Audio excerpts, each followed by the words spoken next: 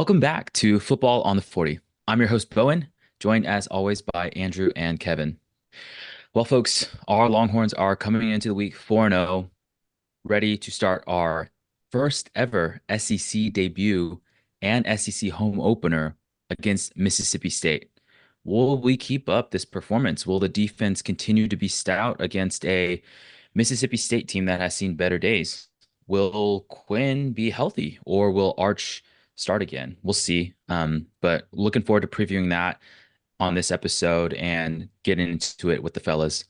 Also, listeners, thanks for the warm reception and for listening throughout the season, but especially on last week's episode. We had a really all-time amount of listeners. So remember to like, comment, and subscribe, and also let us know in the comments where you're tuning in from and what you're excited to see from our Longhorns this week and for the rest of the season. And before we get into it, as always, we would like to thank our talented and good-looking producer, Hamilton Lizer, for all he does to make the show possible. Thanks, Ham. All right, fellas. So let's get into it. Where did you watch the game this weekend? What were your reactions? Andy, we'll start with you first. What did you think of the game this past Saturday? Yeah, it was a fun game for sure. I watched it at Kevin's house actually. There was a big group there. That was a lot of fun. I didn't get to try Kevin's brisket a couple weeks ago. Unfortunately, I was in Michigan with Bowen. But he made some great beef ribs this past weekend. Really well Nice. done, Kev. So that was good. The whole spread was very the whole spread was very good actually. So that was fun. I watched the first half there, watched the second half with Mary Page. But yeah, overall it was a great game. Love seeing Arch out there. It was very interesting the strategy that Sark kind of used in the game. It was either all or it was like very deep shots or very uh, short passes, it seemed like.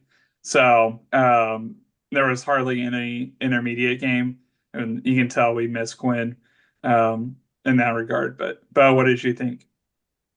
Yeah, agree with you. We were just launching him. I kind of remarked to the guys it looked like Arch was throwing a pro day for the receivers and just launching them. And it was fun when it worked and was a bit sad when it didn't work, but thankfully the ULM team um, was a good team to try that against, right? And it was a good time to Arch to get his age definitely showed, right? Like his youth and inexperience definitely showed, and I was pretty tired of seeing. It was kind of a blessing in disguise because I was pretty tired of seeing all the media fake speculation about QB controversy and all that stuff, and hopefully that'll it probably won't quell the noise just because Arch really drives the clicks and so does Quinn, but hopefully it tempered it a little bit. Kevin, what about you? What'd you think? Yeah, agreed. And it was a learning experience for Arch. He didn't score 7 touchdowns like some were saying. I think he was, like you were saying, the perfect team to do that against. And he did pay the price for some of those decisions. So he'll be better for it. I'm sure, Sunday and Monday, he was a lot more engaged in film review because there was a lot more of it. So, we hear he's a hard worker. There's a lot to improve on, but also he showed a bunch of flashes. Like his deep ball is just beautiful. Hmm. I think all of us are Yeah, still Quinn guys, but his deep ball looks like it's a little better than Quinn, and I agreed. The offense looked different, and I'm part of me's hoping that ours starts this game against Mississippi State so that the offense can continue to look different, and which will make it harder for Oklahoma to prepare for us. But we'll see. In Sark's press conference today, he said that Arch in the NFL would be considered questionable for Mississippi State. So it sounds like it's going to be more you mean Quinn? 50-50. Yeah, yeah. Yeah, Quinn would be questionable for the Mississippi State game. The yeah, yeah. one other thing that I would say that we haven't hit on yet is when when Arch got injured, he looked a little bit dejected on the sideline in our last game, but Quinn was like wearing the earpiece, really engaged on the sideline. You could see him in the huddles on the field during timeouts and everything, and he looked like he felt like he had a purpose in the game and was clearly really engaged and like happy. I saw a clip Hmm. of him giving like a motivational speech with a lot of expletives in it on the sideline. But I enjoyed seeing him, you know, in that role and not necessarily like moping on the sideline. But Yeah. I did sort of a deep dive looking at statistical categories that our team is just crushing it in. Like it's clearly awesome that we're number one in the country, but I wanted to go a little bit further. So I'm going to spitball a lot of stats that our team is dominating in and just ask for a moment, like, on top of it being great that we're number one, like after hearing these things, like, you know, are you just over the moon or do you expect us to kind of revert to the mean during SEC play? So here's a couple cool stats on the team. Um, Total defense, we are fifth in the country. Third down defense, we're fourth in the country. We're only allowing 21% opponent third down conversions, which is crazy. Red zone defense, we're tied second in the nation. We have not given up a red zone touchdown yet. Texas defense has 7 interceptions, which is seventh in the country. We're tied first in scoring defense. We've only given up an average of 5.5 points per game.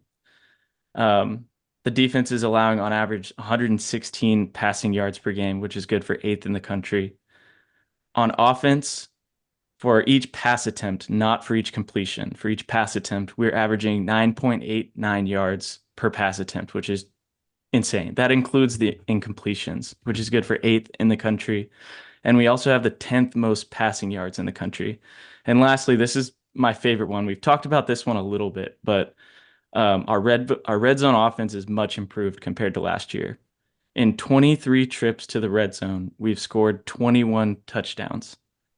That conversion percentage is so different than what we saw last year and has our team consistently finishing drives and scoring a lot more points. So, you know, in a lot of Yeah. different categories, not just in the AP poll, our defense especially is looking amazing. And keep in mind, these offensive stats, especially passing and like red zone, that's basically with a 2 quarterback system because of Quinn's injuries. So that includes our Yeah. backup too. But Yeah. just what's y'all's reaction to all that?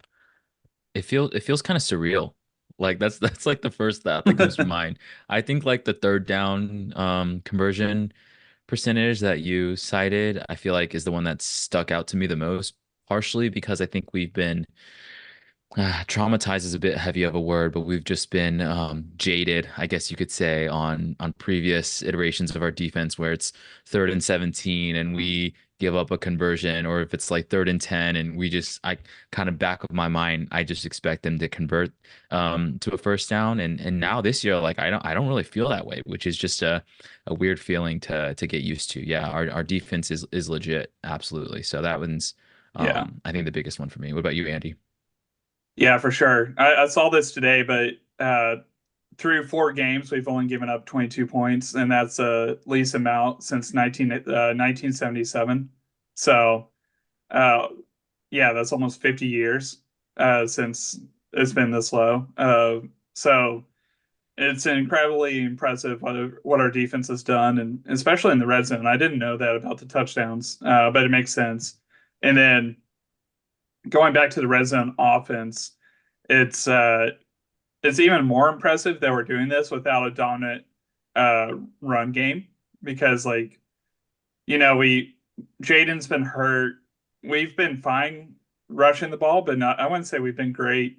A lot of our production's been through the air. So to be Mhm. that dominant in the red zone, primarily passing the ball is I think is really impressive. Yeah. And to add to that, because obviously we lost CJ Baxter before the season and another running back hurting our depth in that room. But at this stage, we are pretty balanced in terms of scoring, like between passing and rushing. We have 10 rushing touchdowns. That spiked a lot after last weekend's game and 15 passing touchdowns. So we're still, scoring more in the passing game, but we're Yeah. not slouches in the rushing game. The last thing I wanted to mention is when I was looking at all that stuff, I was thinking to myself, okay, we've played 3 cupcake games. The Michigan win was big, looking better now after they beat USC over the weekend, but um, so has every other team. Like everybody's defensive stats are really padded right now. No one's been playing serious games for the most part. And we're still just jumping to the top of the page, but like really, really cool. especially like when we think back to 2 years ago, I think it was when we were really frustrated with PK, the defensive coordinator, and I was like wanting him to be fired, like keeping the continuity, you know, keeping the Yeah. same head coaches, continuing to recruit big bodies. Like this defense is just so fun to watch. But Yeah. yeah, that was fun research to do. We'll see if a lot of that changes. I know we're not expecting Mississippi State to be like, um, a really challenging opponent, especially after losing to Florida last weekend. But I think some of that may change in the SEC. We'll see though. So transitioning into looking ahead to Mississippi State. One of the things that we've added to the podcast this year is a section where we look at, kind of the history of the school. One of the reasons we're doing that is we've joined the SEC. We're playing a lot of new teams. And now that we're in SEC play, we're hoping that the listeners will appreciate kind of getting some fast facts on a lot of these schools, which might be new to you. So, Andrew, rattle off a couple fast facts about Mississippi State. Yeah, so I'll start with the university, then I'll head to the football history of the program. So let's start off with 5 fast facts about Mississippi State. So I did not know this, but Mississippi State University is actually not the correct title for the university. There's more to it. So the first one is Mississippi State University for Agriculture and Applied Sciences. That is the whole name. Was founded in 1878, and it has an enrollment about 23,000. So it makes sense why they shorten it, but it's interesting that it's that long. Second fact, their baseball program's really cool. I've actually recently went to their campus for work, and they have an awesome baseball stadium, and they have the attendance record for on-campus baseball in college baseball. It happened a year ago when Ole Miss came into town. Obviously, big rival, but yeah, I thought that was pretty interesting. This is probably my favorite fact. Research number 3: 1 in 3 broadcast meteorologists in the U.S. went to Mississippi State. So Jake would love that. I had no idea they had a meteorology program there. So Jake probably was like, "Oh yeah, you should have known they're the best." Blah blah blah blah. But Yeah, sorry, Jake. I feel like OU gets a lot of the street cred for being like, Yeah, the meteorology capital. So maybe they have the other 2/3.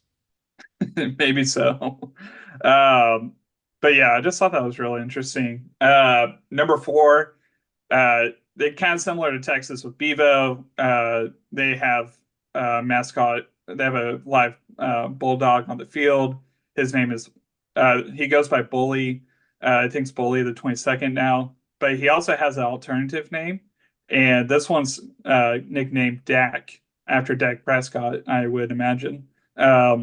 Which goes into number 5, famous alumni that have gone there. Dak Prescott, like I said, John Grisham did not know that he went there, which is interesting because he lives by Ole Miss now, and I think he has done stuff for Ole Miss, so has kind of been a part of both sides of the rivalry.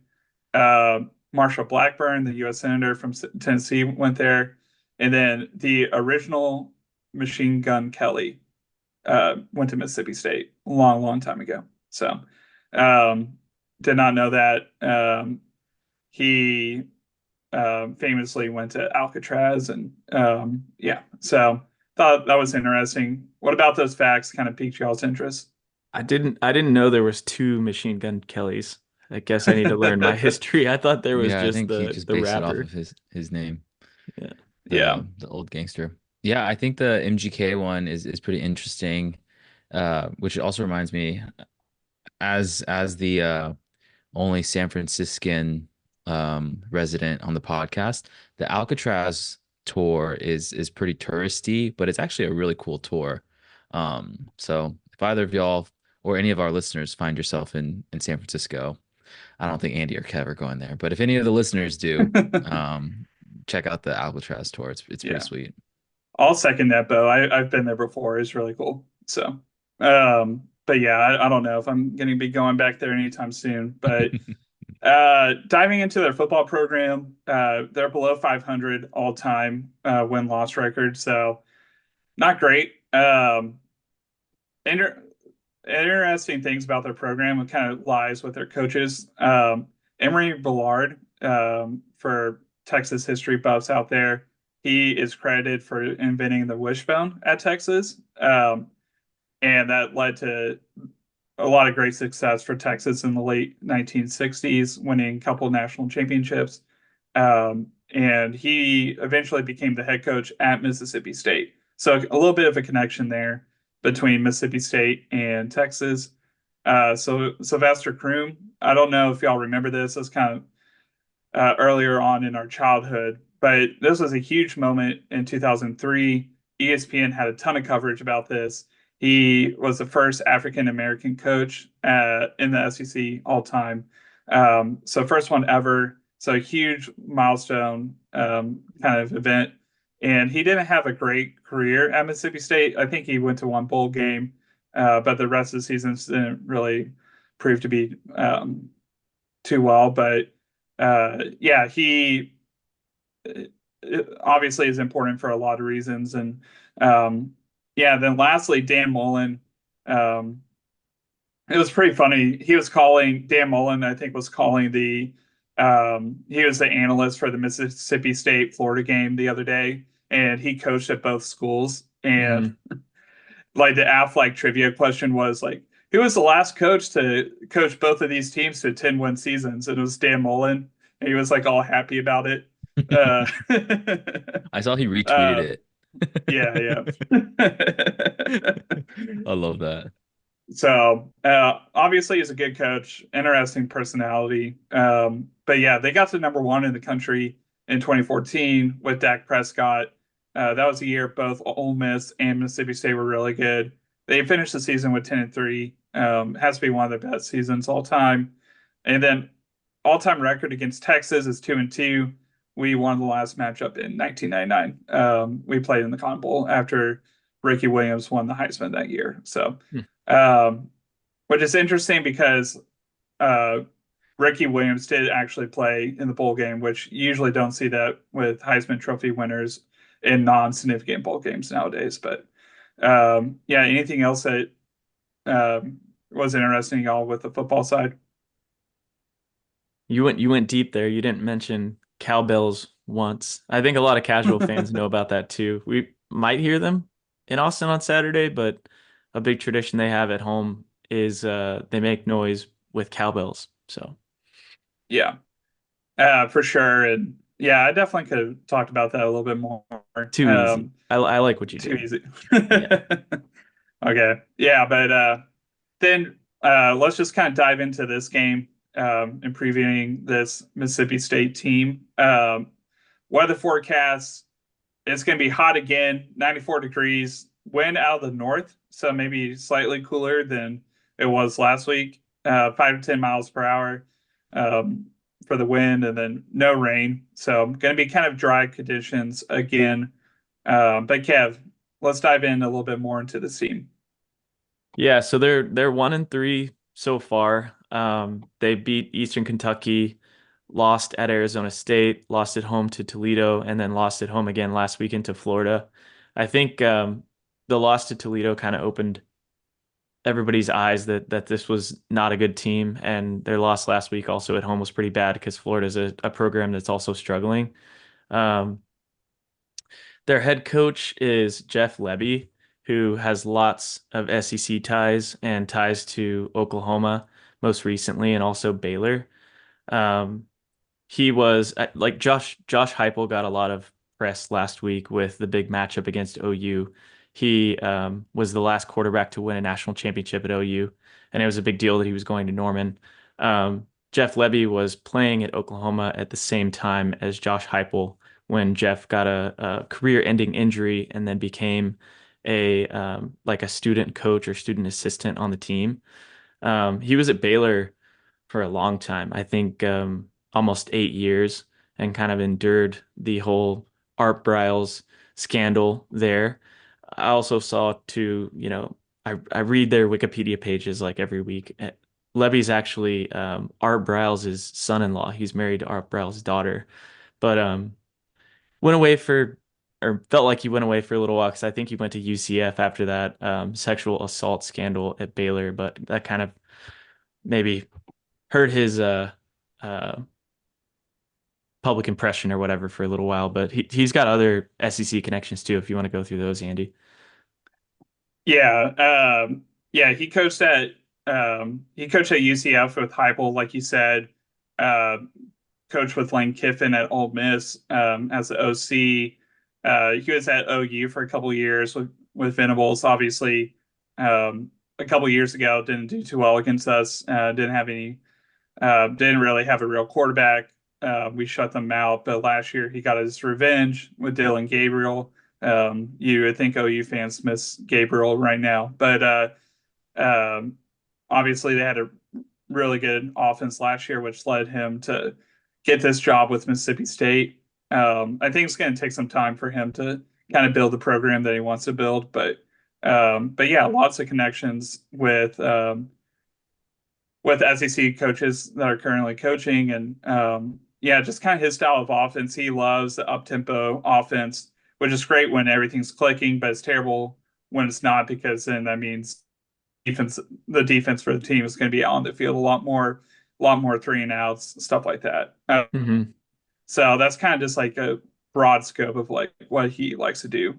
Ideally, would love to pass, go deep. That's kind of his bread and butter. Yeah. But Sark talked about that in his press conference today, that that style of offense was part of the challenge that Texas was preparing for these next few days. And he mentioned that he does like to go fast, but based on game situations, he can drastically change the tempo of the offense. And for those that might not be partial football nerds, that means kind of how long does it take you between plays? Are you huddling or are you going no huddle and snapping the ball immediately after, you know, the former play ended? So there'll be a lot of changes in tempo in their offense that might challenge our defense that we just bragged about a ton. Um, Part of that story though is their quarterback situation. Like us, they're dealing with an injury there that's pretty fresh. Blake Shapen, who started his career at Baylor, I think he played 2 or 3 years at Baylor, was hurt in the week last game, and they had a backup come in. So, what's the outlook there, Andrew? yeah, I was excited to see Blake Shapen again. Selfishly, I don't think he's the best quarterback. I don't think their backup is that great either. But um, no, it would have been exciting to see Shapen in a different offense, different role than he was at Baylor. But yeah, unfortunately, he hurt his shoulder against Florida, so he's going to be out for the season. That might end his college career, might not. It depends if he can get a medical red shirt at this point. But yeah, Texas will be facing Michael Van Buren. Great last name, former president. He's only 7-13 on the season for 100 yards, so really not a lot of a sample size to go off of. We'll see how he performs against Texas, but it seems like it's going to be a pretty tall task going up against a defense like ours and with a being pretty inexperienced. But what Hmm. else from their offense kind of like that you noticed, Kev? Yeah, I think part of that bad stat line last week might not have been Michael Van Buren.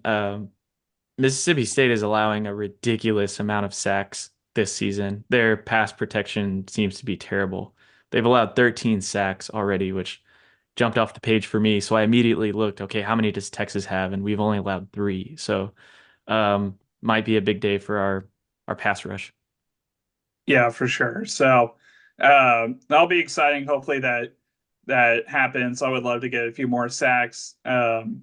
We've been getting pressures on the quarterback this season, so it's not like we're not getting pressure, but it's always fun to get sacks, and hopefully we can build that number up. But yeah, Johnny Daniels, Devon Booth are the two running backs. They're doing fine, rushing about 5 yards a carry, which is pretty average in college football. Kevin Coleman is probably their best threat on the outside. Already has 22 receptions on the year for almost 300 yards.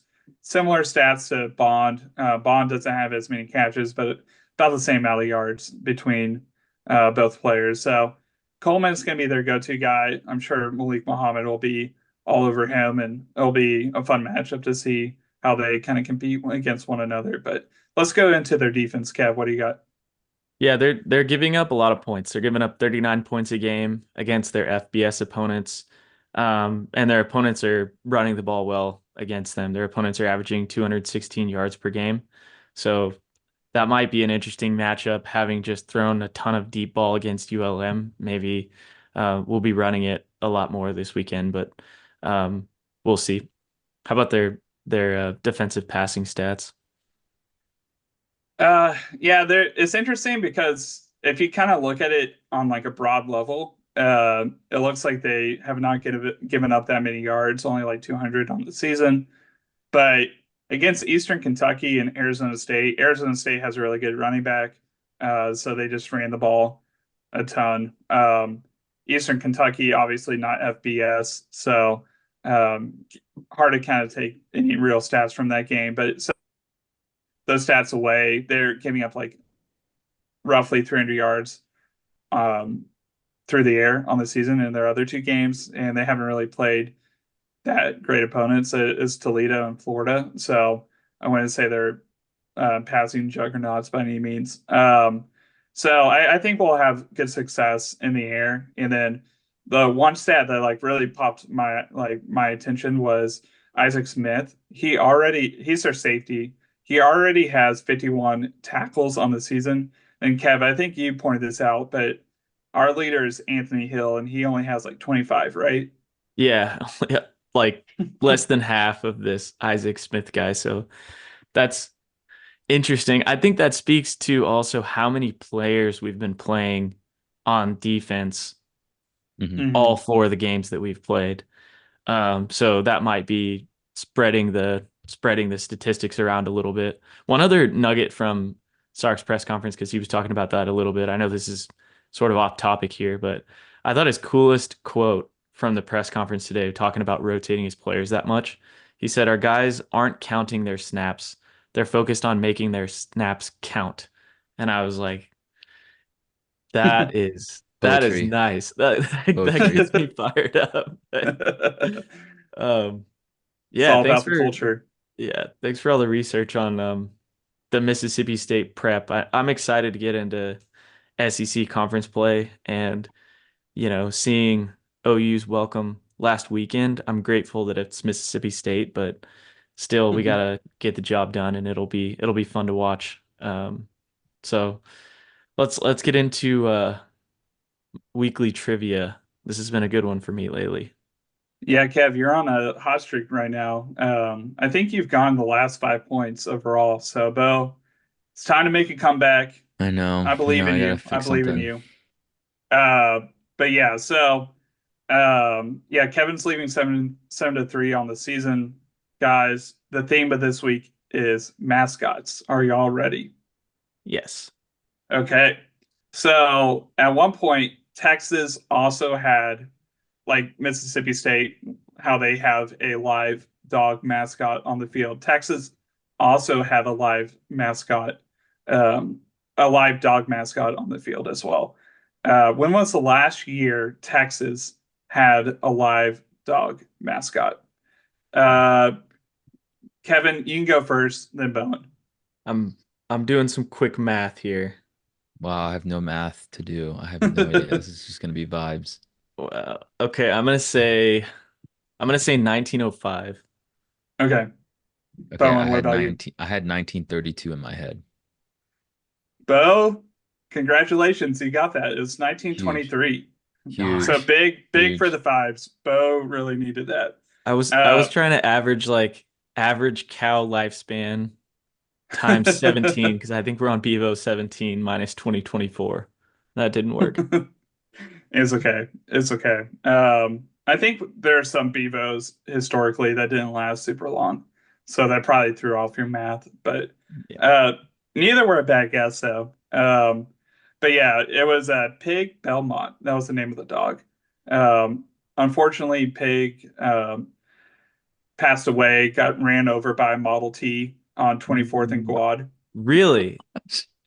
which is which every student at Texas has walked past probably the spot where a pig got tragically lost. Yeah, he got hit by Model T on that intersection and didn't kill Pig at first, but unfortunately Pig died a few days later. Dang, what So That's where are the silver spurs at, man? Come on, you're like I falling don't asleep on know. the job.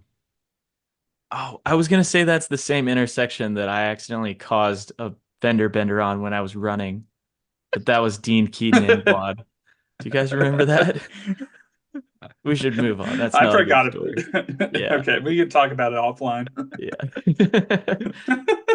All right, give me the next Okay. one. I'm Yeah, ready. yeah. I'm hot. I'm hot. Okay. Second question. If Bo gets this, he gets 2 points. Kev, if you get it, you get a point. Uh, so when was Bevo's first appearance? And this is going to be multiple choice, okay? A, 1916, B, 1900, C, 1925, D, 1936. Bowen, you go first. Kevin, you go second. If y'all need me to repeat it, I can. I guess Maybe. 1925. Okay. Yeah, I had D. Neither are correct. It is actually 1916. So they both Oh, had, there was dang. a live mascot, two live It was a trick mascots at one point. question. We got we Yep. got we Yeah, got we got hoodwinked. But Nice. Bo, That was a you good did one. win the week. You did win the week, so you get an extra point there. So seven to Oh, five. that's huge. It's not you have to get So both right. You just have to beat Kev. Oh, hmm yeah. nice. That's huge. That's huge. Yeah, so 7 to 5 now, guys. I think it's gonna be a close race down the end. So Yeah, I I'm hope excited so. to see where it goes. Yeah. 7 and 5 Thanks, feels familiar on this podcast. Too soon, Kev. Too soon. Too soon. That's too soon. We're number one. We're number one. Come on. All right. Well, we gotta continue those winning ways going into betting corner, award-winning segment. Folks, we got some good news and we got some bad news. So last week, the good news is even though we are competing against each other on aggregate, this podcast was in plus money last week. Andy, Kev did very well on their bets. They were pretty locked in on Texas and in the rest of college football. The bad news is that yours truly was quite opposite. I was very not locked in. In years past, for our listeners that have been here for a while, we have this term. We haven't gotten it this year, which is a testament to how we've been doing, which is good. But this is the first instance of what we call the perfect P, which means that we bet 10 units every week. If you get every single bet wrong, you have earned a perfect P. And folks, I have earned my first perfect P. I'm not proud of it, but we can only go up from here.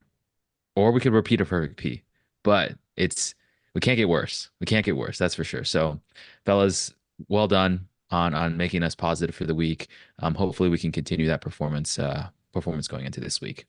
Yeah, and I don't know if you said it. You went from first to third. You went from first to last with that perfect P. I did. Yep, exactly. Yeah. So for the week, I was minus 10 units. Kev was plus 8.6.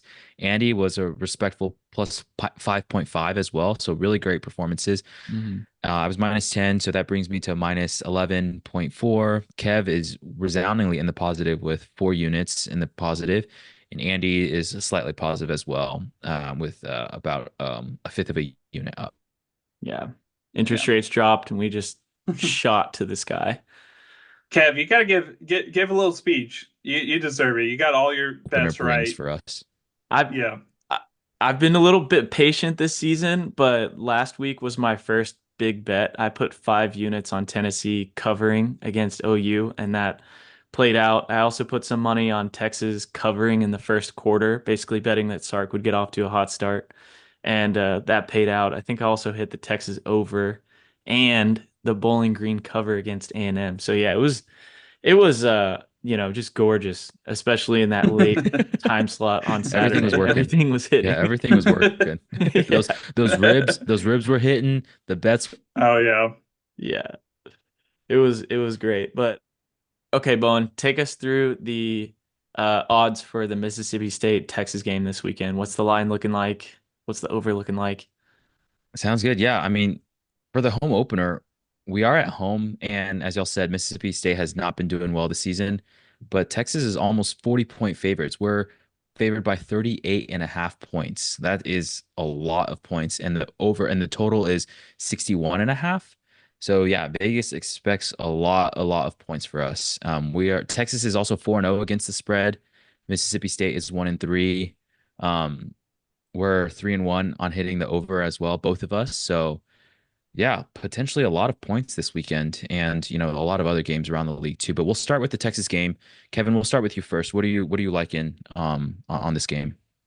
So it looks like the line has changed a little bit in the last couple hours. I like, again, betting on Sark to get off to a hot start. When I looked at it earlier today, the line for the first quarter was Texas by 10. So I'm going to put 2 units that Texas covers that first quarter line. And I'm also going to bet the under. I think, despite Mississippi State not looking like a great team, it's our first game in the SEC, and I think we're due um, not a tight game, but one that's closer than some of these blowouts that we've had. So I'm going to put 3 units on the under. I feel pretty confident about that. Nice. All right, Andy, Got what it. about you? Yeah, I didn't do as well as Kev last week, but I will say my strategy did work very well. I did get all three of my bets. So fading myself did go very well. Kev, I'm right there with you. I love the under for this. So I got to take the over. I don't feel great about this at all. Makes me sick, but I'm going to take the over. Give me 2 units on just the over for the game. That's Dang. This hilarious. this this I hey, can't I can't believe. I can't knock it. I can't knock it. It's working, so 5.5 units up, that's Trust the nothing to scoff at. process. Yeah. Yeah, trust the process, Kev. He is positive. He's positive for the season now, listening to his gut and then betting on the opposite. Yeah. That's Yeah. I love it. I that's love it. Um, for me, last week I lost money betting on ULM over 3.5 points. I have not learned from my ways. I saw a first quarter Mississippi State line that is too appealing to pass up. It's Mississippi State over half a point in the first quarter with plus money. So that's like plus 105 or plus 110 or something like that. So I'm putting 3 units on that. We just need a field goal. We just need a field goal, fellas. Hopefully we can get like 2 drives, a field goal on one of them. That'd be pretty sick. But it is a trap, but I just can't. I got to get some plus money bets to claw my way back into this thing. Hey, if safety works, blocked extra point, Safety return it all the way works. back. I like Yeah. it. I like exactly, Andy. That's exactly the type of energy that we need. Um, and then my other bet is I'm having us cover the 38.5. I'm kind of doing a fade Andy strategy there. I don't know that we'll cover, but um, I'm just gonna put it out there. We're gonna do 3 units on that. yeah. It just feels like a lot to an It's so many SEC points. opponent. Yeah, but I've been trying to put low hopefully, expectations on conference play like for the last couple of months, so I'm not letting yeah. myself believe that it's going to be a blowout. All right. Kevin, we'll go back to you. Lots of other great games out there. Um, Alabama, big home game for them. What do you like out there on this week's slate of games? Yeah, I'll mention two more. I've got a few more than that, but I'll mention two more. I'm putting 1 unit on the Georgia Alabama under. I think that's going to be just a dogfight. I saw the over under at about 48 and a half or 49. So I'm going to go 1 unit on the under there. And I think my favorite bet of the week is USC is playing Wisconsin in Los Angeles. For those who remember, Alabama went on the road to Wisconsin and just beat the crap out of them. USC's, I think the line is like 15 and a half for USC to beat Wisconsin by quite a bit. And I feel like USC is going to cover that. So I'm going to put another unit on USC covering that game. How about you, Andy? What do you have? Yeah, those are good picks. Yeah, I'll start. OU plays Auburn this weekend. I think OU kind of found something with Michael Hawkins in the fourth quarter with their offense. I felt like they were able to move the ball. I really don't believe in Auburn at all, but somehow they're going to pull an Auburn, pull out a game that they probably shouldn't win. I'm going to take Auburn money line. Don't feel great about that pick, so hopefully that continues to work out well for me. And then Georgia, Alabama. I just think Georgia is better than Alabama. I think Kentucky was kind of a fluke, but got to feed the family, I guess. Even though Saban's not there anymore, give me Bama money line. They're home underdogs. So, yeah, those are my two other bets. Both are for 2 units each. Interesting on the Georgia Alabama matchup. Kirby Smart, I heard on college football radio this morning when I was driving to work. He's 1-5 against Alabama. So with Kalen DeBoer taking over, this is a huge game for Kirby, especially after getting left out of the college football playoff last year because I think because of a loss to Bama. Like, were he to go 1-6 against his main rival, that is not good for him. So it's maybe not a must win for Kirby, but really interesting to watch knowing that he's had almost no success against Alabama. Yeah, I totally agree. Bo, what do you got? I don't have anything elsewhere around college football, but I do have Texans covering 4.5 points this weekend. We play the Jags, and they're playing right now on Monday night. I haven't checked the score lately, but they were not looking good before we started recording. So hopefully we can bounce back after playing a really tough Vikings team. So I'm putting some money on my Texans to try to cover this weekend. All right, that brings us into some score predictions. Kevin, do you want to kick us off first? What do you think about this game? Yeah, I think it's going to be closer than we want and under that total. So I'm going to say like 35-14. What do you guys have? Wow. All right, Andy, what about you? Yeah, I got to get the over somehow. 49-13. Feel awful about that prediction. I Bo. have 52-10. I think we're gonna lay it on him, and I think it's gonna be good. Nice. Yeah, we'll see. All right. Well, that brings us into we're almost done. We have mailbag, and then we'll close this out. We have quite a few mailbag submissions. So listeners, thanks again for submitting those.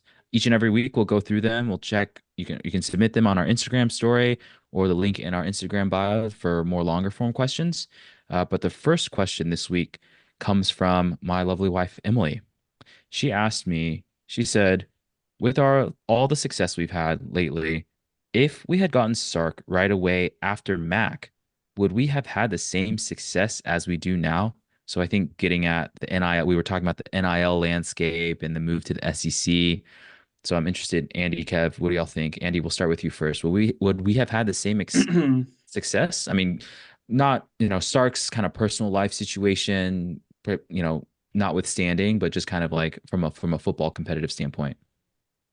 Yeah, if you assume so, just for everyone to know, had to go through personal demons in 2015 at USC, so that would have been right around the time he would have been coaching in this hypothetical situation. The end of Mac's era was not very good. The program was in pretty rough shape, so I think the rise would have taken longer than it has right now.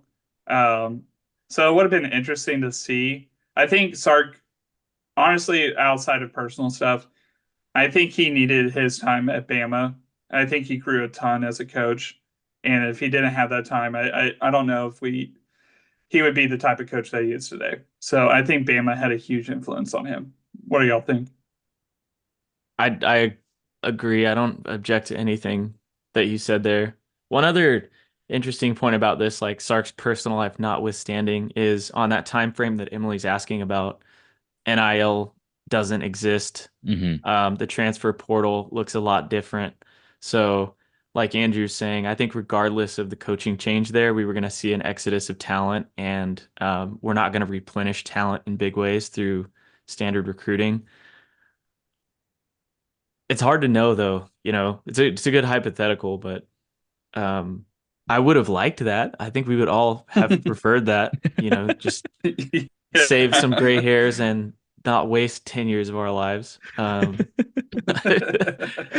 Yeah, we really had to trust the process. But yeah, I mean, like even with like CDC here now, right? It's like just a great situation with NIL, transfer portal, like you said, Kevin, going into the SEC. It's kind of a perfect confluence of, Austin as a city and as like an opportunity and even like a educational institution. Like we've had folks come here for our medical school program, right? Like everything's just kind of trending in the right direction for Texas. And yeah, I don't know that that would have been the same Yeah. Yeah. immediately post Um, Mac. So Man, that means Steve Patterson would have hired him, the former AD at Texas. no, So, gosh, yeah. oh, I can't even I try not to I, imagine. not- I It's try not dark. to think about him too much. It makes me sad.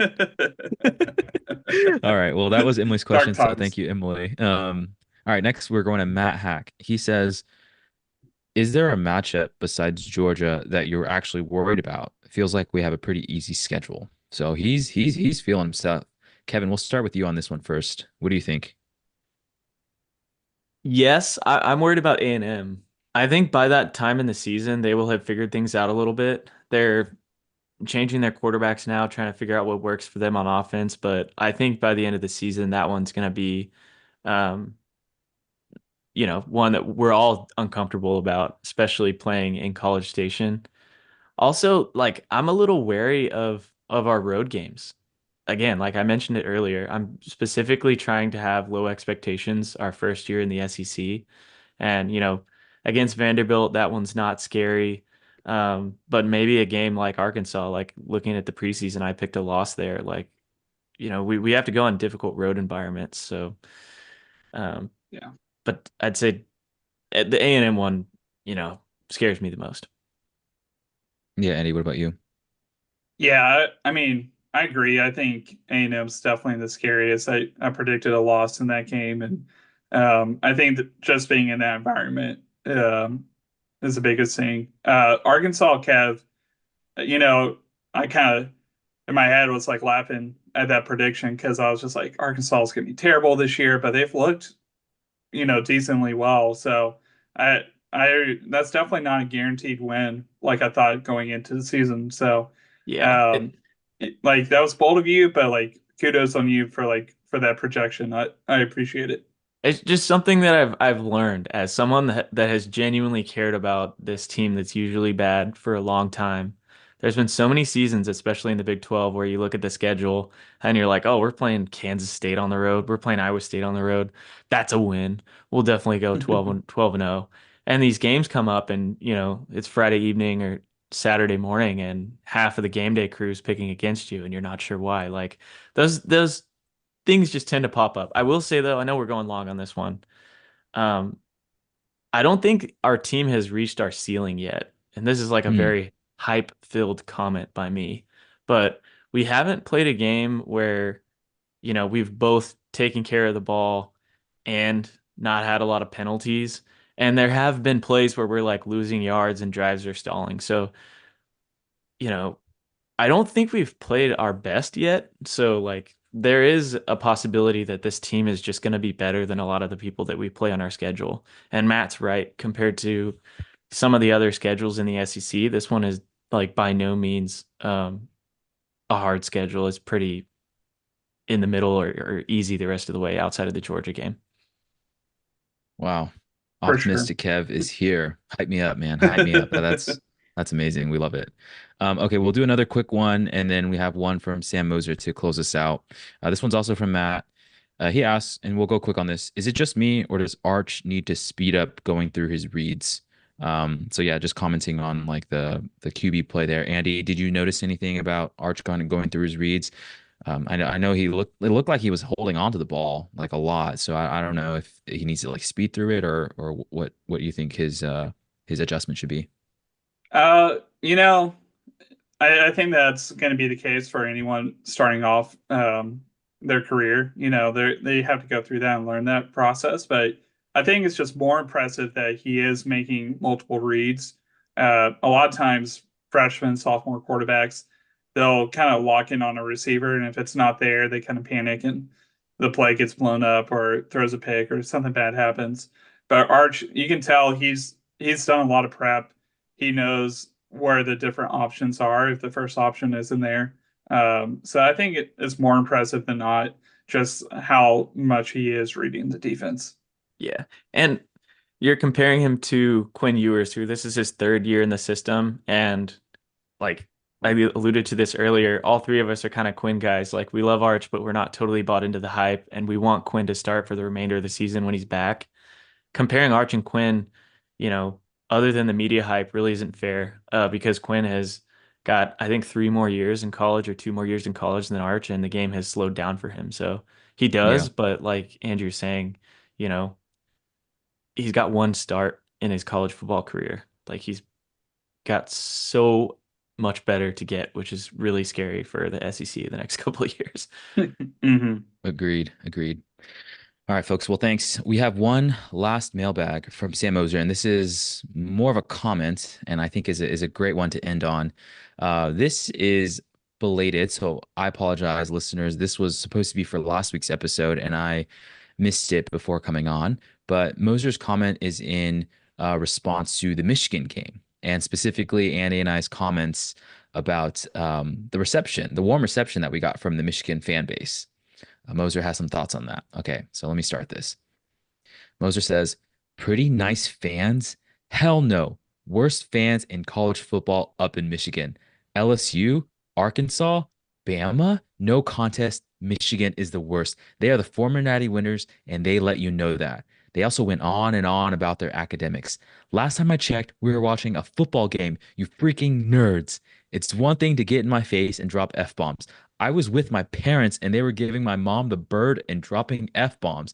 I guess we are all raised differently in the South because I promise you an SEC fan would never do that. Respect your elders, Michigan. One drunk fan attempted to pour beer on my parents. So let's talk about respect. Sark had respect because that score was absolutely generous. Sark would have put 60 on you a-holes, but was feeling a little nice that day. Michigan, you have been on top of the sport with your offense, coach, and scandals. You have been good for 3 years, but it ended when we played you guys on Saturday. You deserve nothing. Michigan, have fun being average and getting manhandled by OSU. And go blue. Jaden Blue, that is, who ran all over that fancy defense of yours. Wow. That Oh He man. he was in that a was different section. I don't eviscerating. know. I don't know. That was not Andy or I's experience at all, but he must have had he must He have been in must the have young sat at the alumni wrong part of section. the Yeah, stadium. young Yeah. alumni or something. Some hot-headed Michigan fans. I don't know, but that was a great one. Moser, we appreciate you listening and we appreciate you, being honest and giving us your honest opinion on the Michigan fan base. So I'm sorry that Mama Moser and the rest of your family had to go through that, but hey, at least we came out of Ann Arbor with a pretty spectacular win. Yeah. And he's speaking from a lot of experience too. I think he went to all those road games and road ex like interacted with those road fan bases he mentioned, like Arkansas and Alabama. So it's not like it's his first big road game to go to. That's whew, that was spicy. Yeah, I could feel that. I could feel he really let the emotions come out in the mailbag. So, yeah, Sam, thanks for bringing us along there. We apologize and thank you for your response. And that'll do it for us this week, folks. Thanks again for listening. We hope you're able to join us on Saturday. We'll all be there, and we'll see you on the next Football on the 40. Hook 'em.